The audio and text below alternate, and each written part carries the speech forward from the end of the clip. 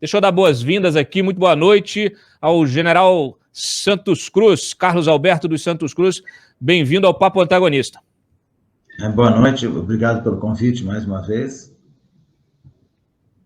Maravilha, o senhor já esteve aqui outras vezes e agora tem a novidade, né? A novidade, o senhor já esteve no Antagonista como ministro, que eu mesmo fiz a entrevista lá no Palácio do Planalto, o senhor lembra? Logo no início do governo, né, a gente ainda tinha tanta esperança, né, general? Ainda estava ali um cenário ali ainda pós-eleição, com muita esperança de que as coisas pudessem dar certo. Depois o senhor já esteve aqui já como ex-ministro e agora como filiado do Podemos. Pré-candidato ao Senado, pré-candidato ao governo do Rio. Qual é o seu plano político com a sua filiação ao Podemos Santos Cruz? O meu plano político da filiação, motivação da filiação, ela é principalmente poder participar de maneira mais intensa da vida política nacional. Porque eu penso que a política é o caminho que nós vamos ter que seguir para solucionar os nossos problemas.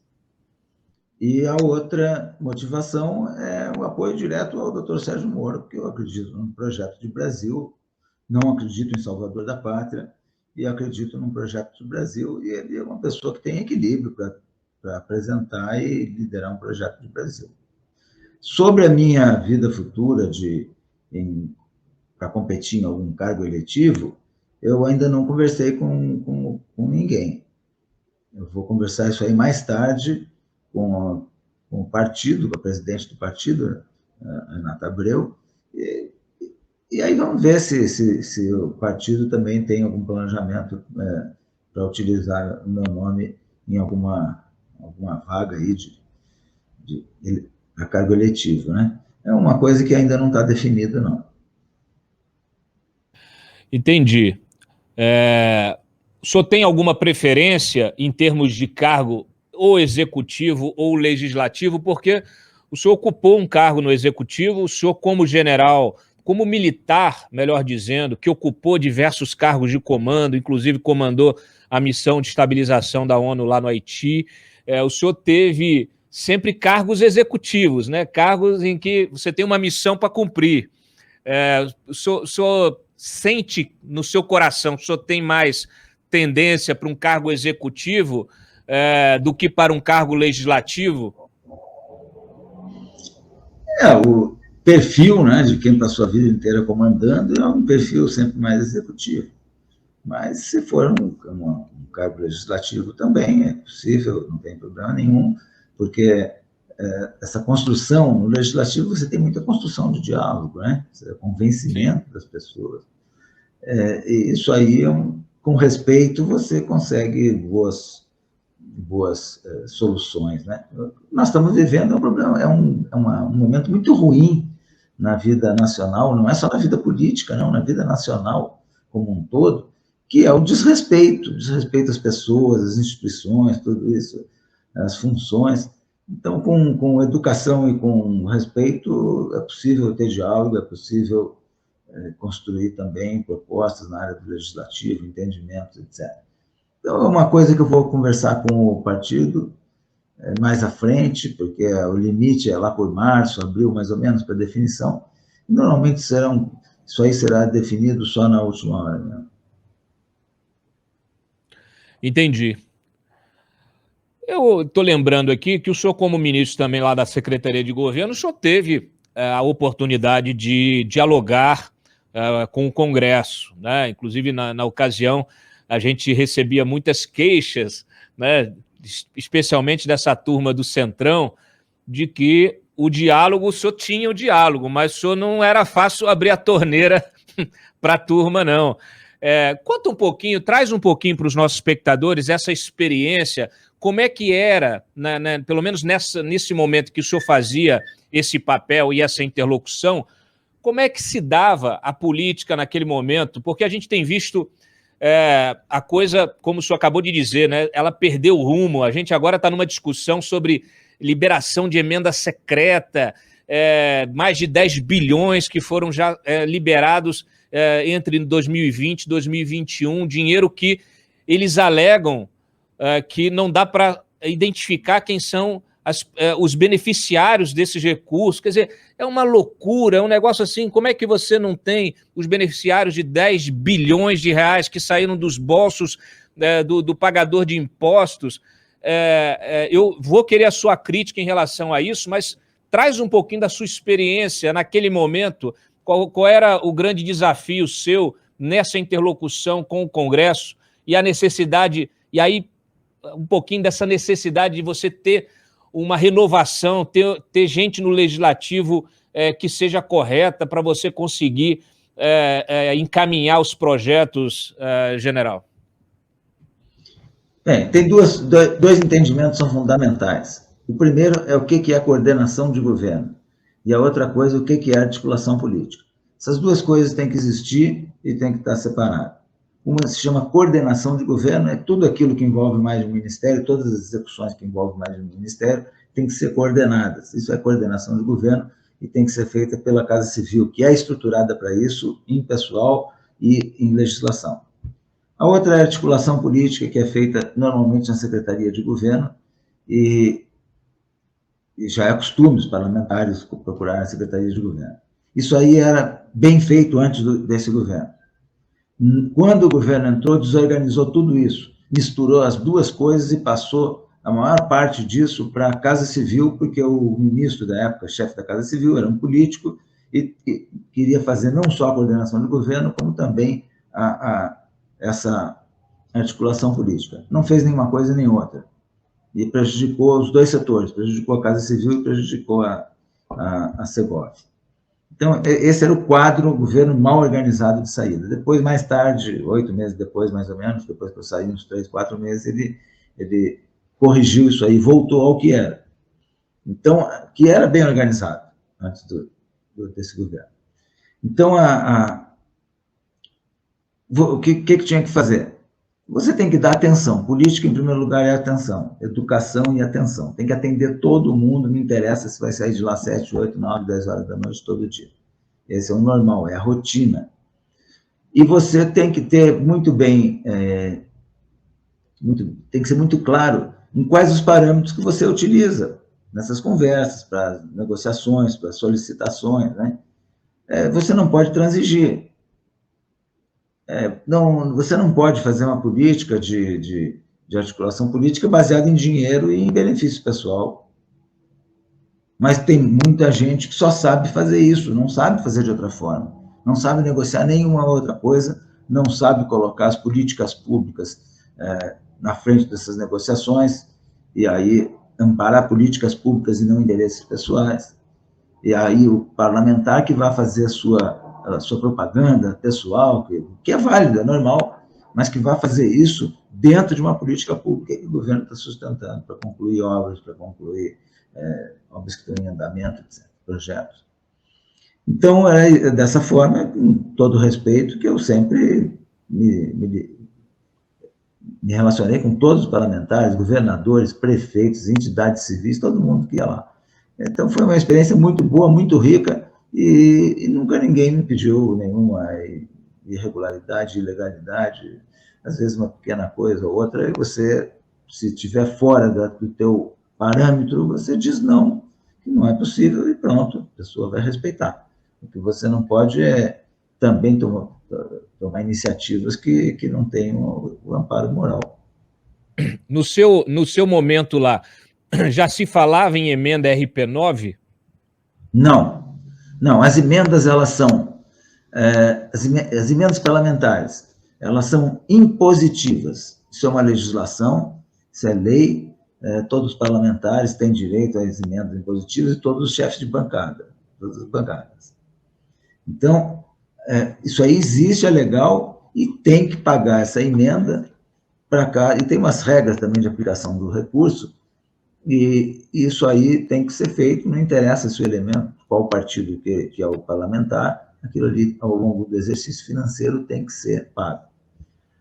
Como existem essas emendas impositivas, aí inventaram uma não impositiva, já que existe impositiva, então tem a não impositiva, tem a extraordinária, aí inventaram a RP9, aí começa o desvirtuamento da ideia de emenda parlamentar, que é um recurso parlamentar realmente lá na base dele resolver uma coisa ou outra pequena de imediato. E aí começam as deformações, e hoje, infelizmente, as emendas elas estão sendo utilizadas como um instrumento de compra de apoio político, de compra de destruição da democracia. Isso aí se chama destruição da democracia. Porque um dos fundamentos da democracia é a independência dos poderes. Quando o poder executivo, usando qualquer artifício, como foi no mensalão, ou agora, com artifícios dentro do próprio orçamento, ele compra o outro poder, destrói a democracia, porque o outro não existe mais independência de poderes. Então, o que nós estamos assistindo é a destruição da democracia. Como é que o senhor se sente tendo, por exemplo, neste caso das emendas secretas, um dos personagens envolvidos, facilitadores e coordenadores deste processo se chama General Ramos, né?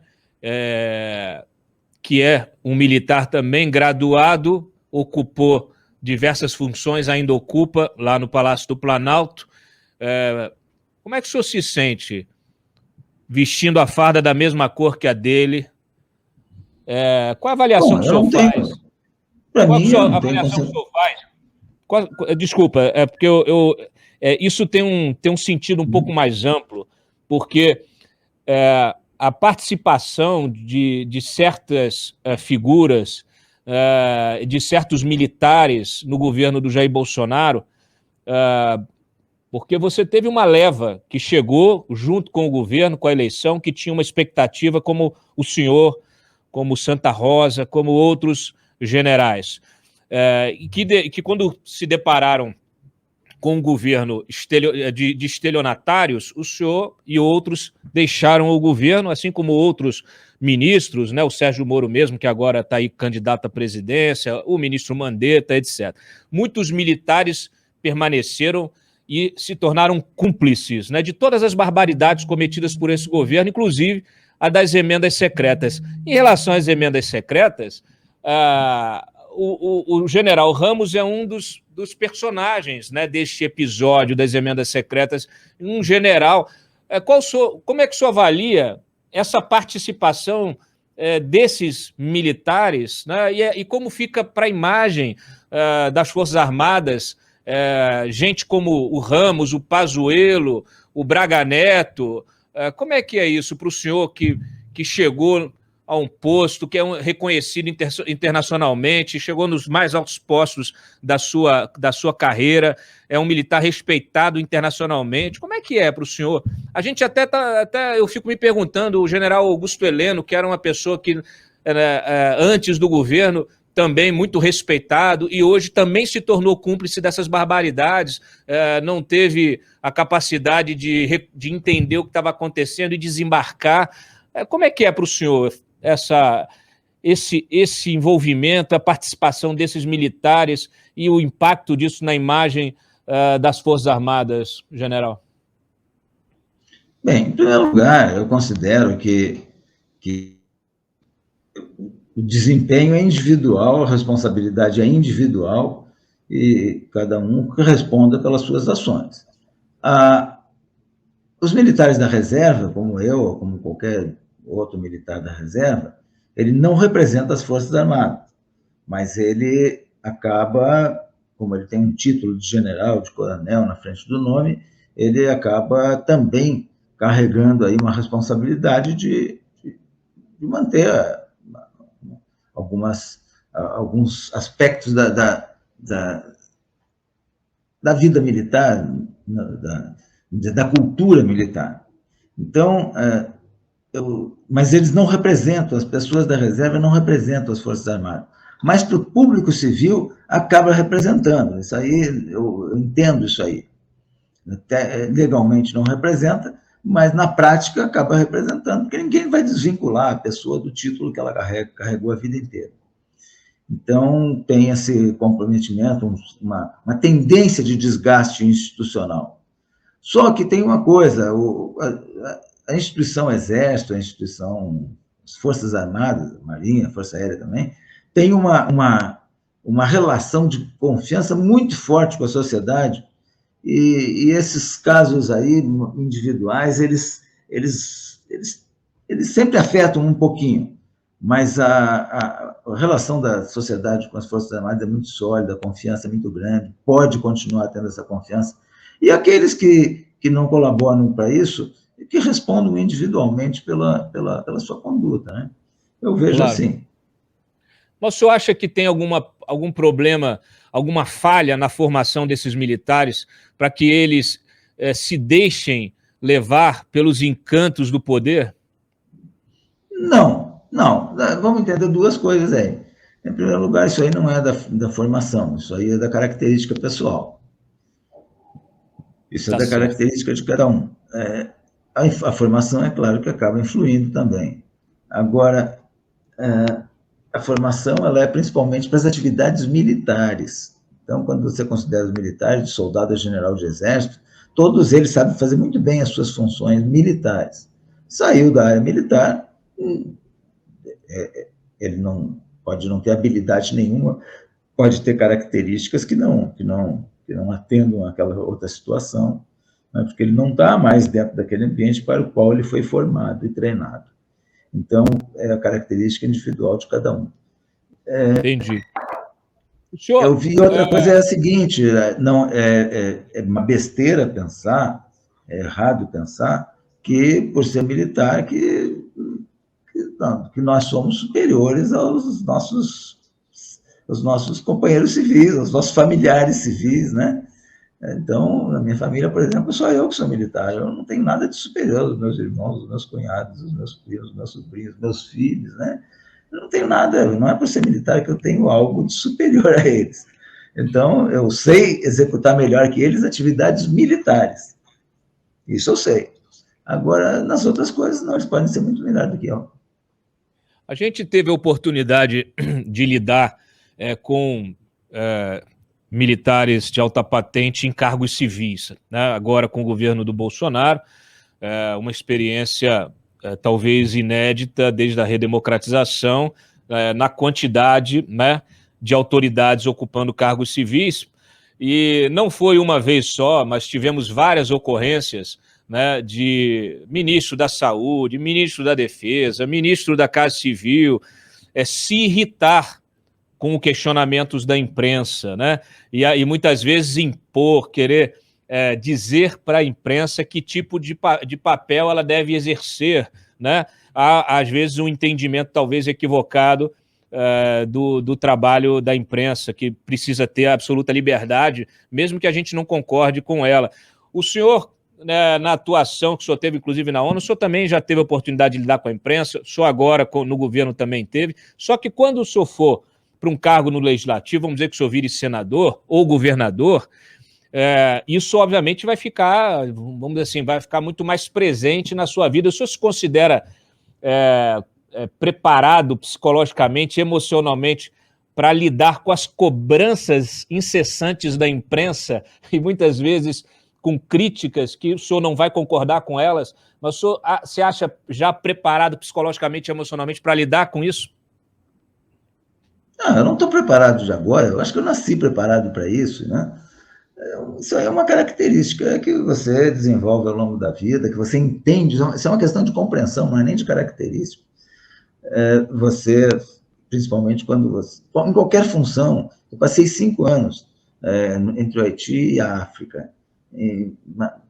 Na África, por exemplo, em situações de combate, que morriam centenas, toda semana, dezenas de pessoas, e toda semana tinha conferência internacional, de imprensa internacional, às quartas-feiras ao meio-dia, com a presença da Al Jazeera, Deutsche Welle, BBC, RFI, e você vai ser bombardeado de perguntas em questões problemáticas ali, de situações de combate, de gente que morreu em conflitos, etc.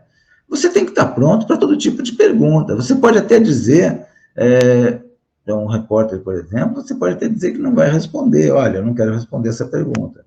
Agora, você não pode querer condicionar o repórter a que pergunte só determinadas coisas para você. Isso é absurdo. A transparência, ela tem que ser total. E ainda mais quando... Isso aí nós estamos falando de diversos assuntos. Quando você vai para ações de governo, quando você vai para despesas públicas, quando você vai para dados, para publicidade de dados, de fatos de governo, isso aí tem que ser absolutamente livre. Você não pode ter nenhuma restrição. Por exemplo, a lei de acesso, né, aos dados, isso aí não pode ser desrespeitado de maneira nenhuma. Você tem que informar todos os dados, não interessa, você tem que informar o seu cartão corporativo, você tem que informar a despesa de viagem, você tem que informar tudo, você tem que informar por que o fulano está embarcado numa viagem presidencial. Isso é obrigatório, isso aí não é a favor nenhum da autoridade. E quando você é criticado, é normal, eu sou criticado quase todo dia, ainda mais eu também estou exposto agora, eu também estou exposto. Né? E você seleciona uma coisa que você responde, outra que não responde, tem coisa que você não dá bola, você também não pode perder tempo com um pessoal sem desqualificado, né? Claro. Você não vai perder tempo com eles. Agora, no relacionamento de imprensa ou com a população, às vezes não é nenhum profissional de imprensa, às vezes é um cidadão que te interpela para fazer um questionamento, fazer uma crítica, você tem que estar preparado para isso. Isso aí, você não está preparado para isso, se chama falta de educação e se chama boçalidade. É isso que é uma característica. Muito bem, muito bem. Como é que o senhor responde às críticas de que essa chapa do Moro, né, que é um ex-ministro do Bolsonaro, que tem aí entre os seus aliados, o Mandetta, que é um ex-ministro do Bolsonaro, o senhor como ex-ministro do Bolsonaro, os petistas, lulistas, têm dito aí, inclusive em diversos artigos nos jornais, que se trata que o governo, um possível governo Moro, seria aí uma linha acessória do próprio governo Bolsonaro, né? O que, obviamente, é uma coisa meio de se rir. Mas como é que o senhor responde a essas críticas? Bom, em primeiro lugar, numa campanha você tem tudo que é tipo de narrativa, né? Claro. Isso aí vai acontecer, não só essa, outras acusações, vão ter dezenas de acusações, cada um com a sua criatividade de acusação. Também não pode, tem coisas que não vale nem a pena responder. Nesse caso aí, sem dúvida nenhuma, por que eu fui para o governo, e acredito que o Sérgio Moro também foi para o governo. Mandetta já é uma área muito técnica da saúde, mas acredito que também tenha sido a motivação dele, auxiliar num plano de governo. A promessa não era de a gente reduzir a corrupção, combater a corrupção, de não fazer tomar lá da cá. O presidente Bolsonaro, na campanha, explorou muito a Lava Jato, o combate à corrupção. Então, era essa a esperança, fazer uma nova forma de política, vamos dar atenção para todo mundo, com educação, mas vamos dizer não para aquelas coisas que a gente considera que não são válidas. Né? Era essa a ideia. Só que, infelizmente, a gente foi para auxiliar num projeto, eu fui para auxiliar num projeto, mas o projeto não existia, né? O projeto era de reeleição, o projeto era de poder, não era um projeto de Brasil. Então, algumas propostas agora, por exemplo, vou pegar só um exemplo, a proposta de acabar com a reeleição foi proposta do presidente Bolsonaro e é proposta do presidente Moro, do candidato a presidente Sérgio Moro, e que eu me comprometo de cobrar na primeira semana. Olha, a gente prometeu isso e vamos fazer, estou colocando aqui, eu não estou falando politicamente, eu não estou fazendo política quando eu digo que nós temos que acabar com a reeleição. Eu não estou fazendo política, eu não estou falando politicamente, estou falando de verdade. Eu não posso pegar depois da eleição e dizer assim, não, mas eu falei naquela hora aquilo ali porque era um momento político. Não, não é momento político, não. Você não pode ter essa mentalidade. Então, eu coloco aqui a minha cara a tapa. Que isso aí vai acontecer. Então, mas foi também proposta do Bolsonaro.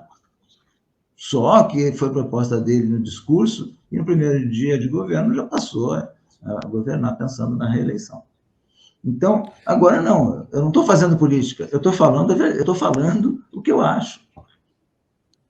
É isso aí. A autenticidade é importante neste processo que a gente está vivendo hoje. E para encerrar a nossa entrevista... E pode me cobrar se não acontecer e eu não fizer nada. Ah, vou cobrar. Sem dúvida nenhuma. Pode ter certeza disso.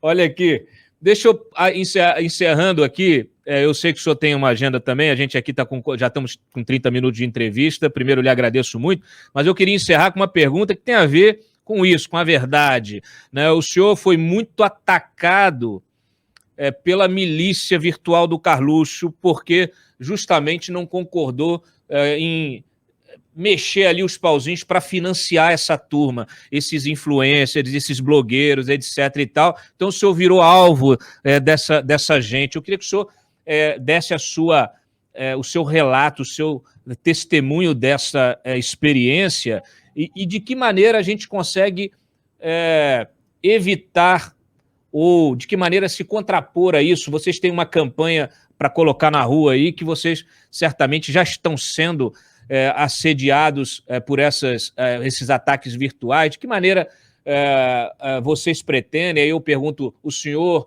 a turma do Podemos, o Moro, vocês têm já uma estratégia para se contrapor a essas narrativas que são construídas todos os dias? Nós somos muito alvos delas, toda hora inventam uma fake news contra a gente. Como é que... Traz para a gente um pouquinho dessa sua experiência e como é que vocês pretendem reagir a isso? Bom, a primeira coisa é a seguinte, nós não conversamos isso ainda em detalhes, né? Vamos ver se agora, mais para frente, claro que vai ter que conversar esse aspecto aí. Pessoalmente, a vida me levou por coincidências do destino aí, a eu participar de muito conflito, né? Os conflitos na África, conflitos de altíssima intensidade, tudo isso. Sinceramente, eu nunca me afetou em nada, eu nem leio e eu não me impressiono com tiroteio de internet. Tiroteio de internet realmente não me faz efeito nenhum. A outra coisa que me lembra é que eu tive uma infância bastante dificuldade e tal, e eu lembro que tinha um parente, um vizinho, que o rapaz, o filho, não gostava muito de trabalhar e a mãe vivia dizendo assim para ele, esse menino tem que arrumar um serviço. Esse pessoal aí tem que tirar uma carteira de trabalho e arrumar um serviço, né? Porque eu não vou ficar me engajando nessa turma que não tem o que fazer.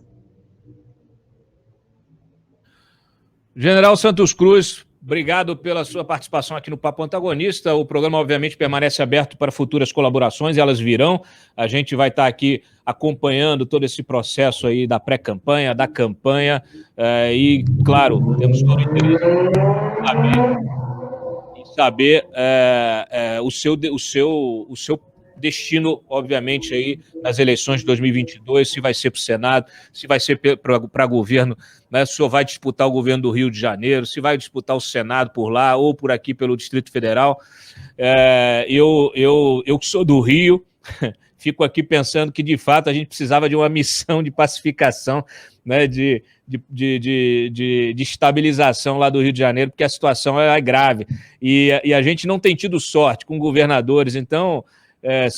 se for por sugestão, fica a minha aí, porque, de fato, como alguém que nasceu ali, sou carioca da gema, eu fico aqui, embora eu já viva em Brasília há bastante tempo, tenho muitos familiares, tenho amigos lá no Rio de Janeiro, e fico, de fato, aqui muito, muito triste com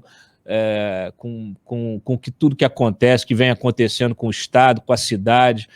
Infelizmente, realmente a situação lá, eu costumo dizer aqui no Papo que o Rio de Janeiro é a vitrine dos problemas do país, né? Então a gente, efetivamente, quando você tem lá todos os ex-governadores já foram presos, o que está preso ainda, mais de 400 anos, condenado a mais de 400 anos pela quantidade de crimes, né? Envolvimento, aí você tem envolvimento com milícia, envolvimento com traficante, dos políticos de maneira geral, Assembleia Legislativa, realmente ali uma terra arrasada, precisava de uma ação muito bem feita, com muita inteligência, né?